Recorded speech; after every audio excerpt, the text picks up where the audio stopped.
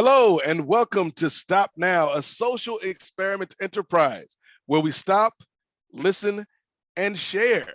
I am your host, or one of your hosts. I can't take all the credit, but I am one of your hosts, Nate, and we are back for another exciting episode here of our Stop Now talk show. And joining me as always, we have Amer. Amer, how are you, my friend?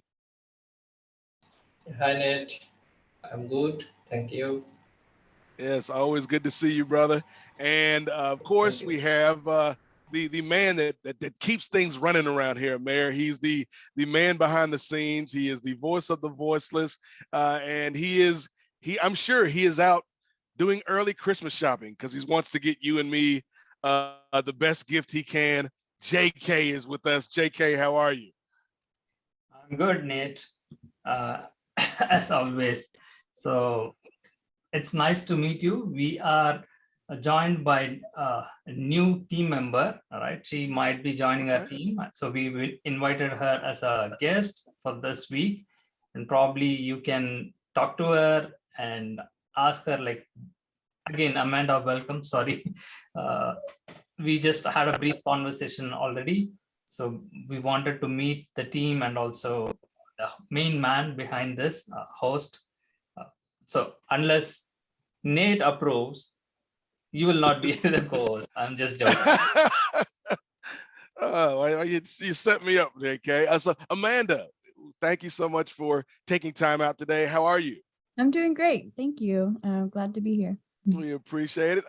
So JK aside, because I know he tried to set me up and say that I was going to kick you to the curb. But how are you? Can you tell us a little bit about your background, a little bit about the work that you've done? Okay. Currently, I'm working on a project, the South Texas Health Disparities Project, where I kind of serve as a liaison. I help connect community members with community resources. I work in coordination with clinicians at the moment. And so I've done a little bit of that type of work, also just involved in art initiatives, bridging art and medicine to address, mental health and things of that nature. And so heavily involved in those projects at the moment. Okay. And so how did you come into contact with us here at Stop Now? I just heard from Amar and JK, and we chatted last weekend, and we're just going to see how this goes today, and just awesome. keeping an open mind. Awesome. Yeah. And I think that's everybody's origin story with JK. We just kind of start talking and then you see what happens. And then like for me, I started here almost 3 years ago now. And it was during the beginning of COVID and I was looking for, another outlet, because my 9 to 5 had kind of slowed down, and JK and I started talking, and 2.5 years later, I'm still here. And so I think that's the beauty of Stop Now, is that it doesn't matter your background or where you come from. Everybody has gifts and talents that they can bring to trying to make the world a better place, even if it seems like a daunting task. So we are glad that you took time to join us, Amanda. I think you hit on something though that piqued my interest, caught my ear when you talked about that connection between art and mental health. Could you talk to us a little bit about that and how you got started with that? Okay, well, it's just the human mind is complex, as we all know, and just the engagement, engaging in an art project can help with address your mental health. So I'm involved in providing opportunities for people to want to feel inspired to engage in mental health in art projects.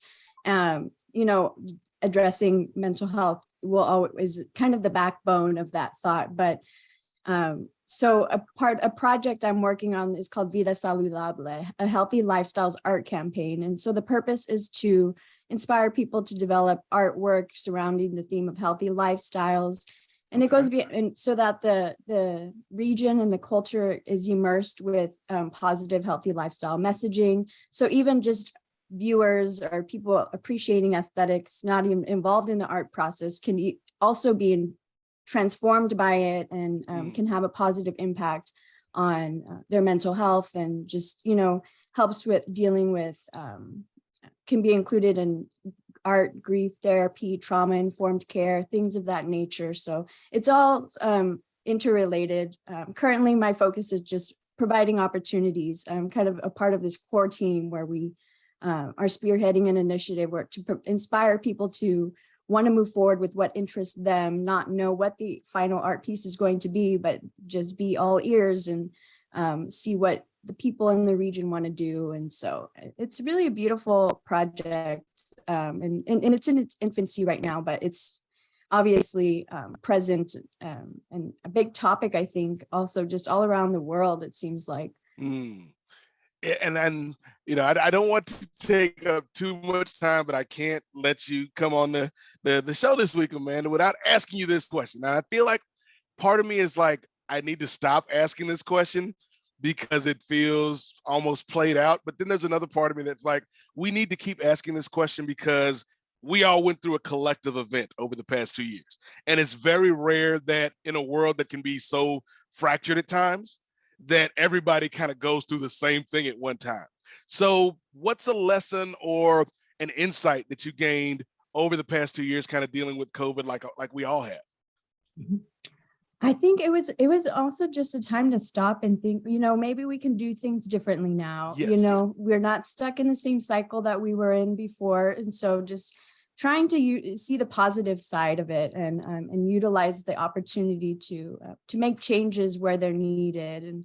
And it did, I appreciate that it did shine light on the importance of mental health. And so really focusing on that topic and addressing it head on. And, you know, and even I'm sure domestic violence, for example, it went up during the COVID period. You know, and so, you know, why, what can we do about it? Educate police officers. Trauma-informed policing was something I was also spearheading about a year ago during that time, trying to get it going, educating police officers on the importance of trauma-informed care and being aware of the impact that mental health can have on an individual, and not to have unrealistic expectations of a person during a mental health crisis and things of that nature. Very, very good. Very good. JK, any questions for Amanda? Yeah, Amanda, this is great. Again, so as a host, you get to interview experts in the field of mental health, and also the victims and police officers. We have done that quite extensively. I know, like, you can do that sure very well, and you're well informed, and you do the research and you have that experience. But my question is, like, what do you think? Like, we just started 2-3 years before as this nonprofit, as a Stop Now Foundation is new to this, but we are trying to fight against human trafficking, labor trafficking and all. So that's how I ended up pulled into this and started doing experiment lab and daily show and all. So what is your take on human trafficking? And do you think, like, we can stop that in our lifetime? I think addressing it goes a long way. You know, it's most people, I think, just haven't wanted to talk about it. It's taken decades for little progress to happen. And so it doesn't need to be this way. With the power of the internet and people working simultaneously together from different parts of the region, we can really leverage our efforts and have a stronger impact. So for me, I think about the victims in this situation and the help that they require and need. And so it's necessary. I think that's probably been one of the best experiences for me over my time here at Stop Now, Amanda, is talking to people about issues that, you know, maybe I heard about, but I didn't really know about. And, you know, getting their life experience and just talking to survivors of these things, and, you know, counselors and, you know, people in law enforcement who are like, we got to do law enforcement a different way because the way we've been doing it doesn't work. And so it's been a real, you know, treat for me, you know, just kind of doing this. And I'm wondering for you, I guess, you know, one of my last questions, because I know we've got a time constraint here, but in terms of what drives you, what motivates you, like what keeps you going? Because I know there are tough days and everything. What keeps you going on those tough days? Well, for me, it's being involved in creative projects. That's just my personal preference, and how I and like I like to have an impact and make a difference. And so it's through these creative avenues that I'm able to do that. I'm kind of I was heavily involved in the researching the trauma-informed approach. I wrote a grant that got funded to implement the trauma-informed approach into an early Head Start program. I did meet with some police officers, introduce the concept of trauma-informed policing. So I'm an initiator. I'll spearhead, I will have an idea, a concept, and write it into convert it into a white paper, share it with people. And now it's become an art initiative, for example, is one I'll share. The Vida Saludable art initiative started as an idea, and now it's a concept, and now it's a campaign that people are going to be involved in. And so I guess that's kind of what drives me is the creativity, the vision, and then seeing it all play out is what it's all about for me, you know. That is awesome. That is awesome. JK, and here's the thing, y'all might have caught me smiling on camera. And the reason is pulling the curtain back. So every time Amanda said the word initiative, which is a great word, on the previous episode, I had a whole long drawn out analogy to the Avengers. And so that's still stuck in the back of my head. So every time Amanda says initiative, I'm thinking of Nick Fury, but that's neither here nor there, ladies and gentlemen. JK, any final questions? Again, as I get off my tangent.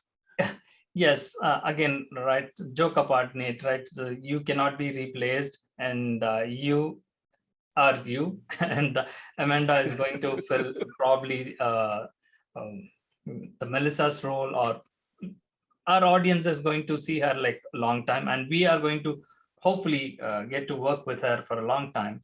Yes. So I'm just trying to understand, right? Even though like we have a difference of viewpoint in terms of political or religious inclination, I don't want to scare her right now, but no, that won't happen. Get to know you, right? So what is your ideology on those things, right? Because when you talked about like domestic violence or abuse, all those things encompass like with our society's values that we have been brought up with, right? Many people are not comfortable talking political things. I just wanted to understand like what is your inclination towards, right? I'm not going to ask like, are you a Democrat or a Republican? No. Now like to vote. No, thank you for the question. I think, you know, typically I'm more drawn into these types of discussions. They're kind of hard to come by in my day-to-day living, to be honest. People like to keep things simple and safe and not get too deep. And I'm always, you know, probing and why does it have to be this way? What about if we do this? And proposing different solutions and, you know, going deep with the conversation. And so it feels like I would just contribute in that regard if it's interviewing experts, you know, getting to the foundation of their research and studies and the purpose of their work and things like that, have research oriented. So I would probably prepare beforehand on a topic so that I can, you know, come up with better questions, or, you know, would even appreciate shared questions and just being the voice behind a question, you know, questions from the audience, maybe, I don't know, but I am primarily a voice actress. And this is my first experience being on camera, so I am learning also as we go. Wonderful. Very, I think she is very diplomatic, right? So yes. Again, on the religious note, I am going haywire. Like, I mean, I will be kind of, I don't want to disclose right now. Let it be a surprise. And when we have that kind of conversation, I'll have. I was gonna say you have to let it simmer and then spring it on her like you sprung it on me when we first had that conversation. All right. I don't mind talking about my religious beliefs if that's something you're interested in. Because yes, I don't know. I mean, for me, my experience was, you know, I grew up, my family is Catholic, and but I didn't just believe what I was told to believe. And so I've been on my own personal journey. I'm not clear about my religious beliefs. It's not something I've really focused on in my lifetime for whatever reason. So it's not hard for me to talk about. It's not a trigger of any sort for me. It's just is what it is. I respect all religions. I think I'm, mind, body, spirits, and I'm an acupuncturist as well. So I understand, its place in the value of spirituality and religion from various perspectives and levels. Yeah, wonderful. Again, Amanda, right? Not to give you a hard time. It's a pleasure always, like people with open mind to talk and discuss about these things. We can definitely share great moments and values in our life together. Let's wrap up today's show, Nate. Again, we are running short of it because we have so many other things to do. So we are trying to cut short, and not to cut short Amanda. Amanda, again, if you want to know anything about us, right? So we are multicultural, again, as you said, right? So different ethnicity, race, from different nations, right? Nationalities, people from abroad as well, like they join and help us out. So you can get to experience that as well. We will get to know more about you as well. Do you have any questions for us, to Nate or to me or to Amar, the silent man? He just watches us like a creepy doll. Wow. For me, a question is, how do you see me being of value to this team? During this time, I've just tried to be myself and, transparent, but I essentially would like to have a focus. And do you have any insight on how I could be of value in the picture, in the whole picture, as part of a team? Nate, you want to take that? Yeah, I'll say for me personally, I think that your value, first of all, is just in being you and bringing your life experience and your gifts and talents to the table. Thinking selfishly as one of the hosts of the show, like I feel like there has been something, not that the shows haven't been great, JK, but I feel like there's been something missing since we had, a full kind of team in terms of, Melissa or Savita or, Cole, even when Cole was available. Like, I feel like there is something in the community of the show, talking to guests. And so, like Amara's done a great job, kind of filling in. When we had Shiva, like I miss Shiva. I hope Shiva's doing well. But I feel like with, Amanda and some of the other people that we talked to, like when you got a team, the ideas and the solutions and the experiences of everybody's life kind of bounces off of each other, and it makes the show better, and it makes the conversation better and the discussion better, and it's a better viewing experience for our audience. So I think that's just selfishly for me, Amanda, what you would bring to the table. But also, like, just talking to you for these 10-15 minutes, there are a lot of different ways that I think your talents could be a fit and be utilized here at Stop Now that are probably above my head. And JK is the big picture guy, and he could kind of see that more than me, who is kind of focused on making sure that the shows run correctly. But yeah, like we appreciate your time. We appreciate you wanting to talk about these stories that a lot of people don't want to talk about, or they kind of brush to the side, because there's a lot of people, whether we're talking mental health or human trafficking or some of the visa issues or law enforcement, there's a lot of things that people need help. And the first way to get people help is to make folks aware that there is an issue. And so, yeah, like I'm down. If you're ready to join the team, I don't have the paperwork. I'm not HR, but I'm ready to sign the paperwork, JK. Absolutely. All right. So let's wrap up again. Amanda, thank you. Welcome aboard. And you will get to do the next week hosting, because Nate is not going to be there. Yes. You are. I'm excited.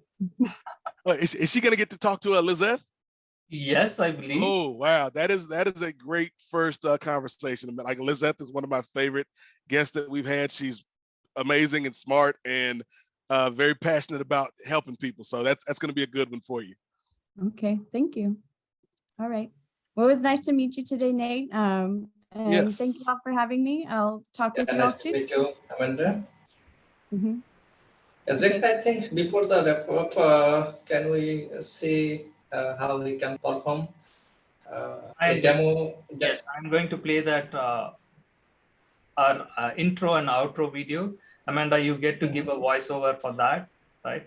Probably I'll share that like video offline, and probably Nate can help you out, like how he did his voiceover on that. Right. Here we go. Sounds good. Thank you all. Mhm.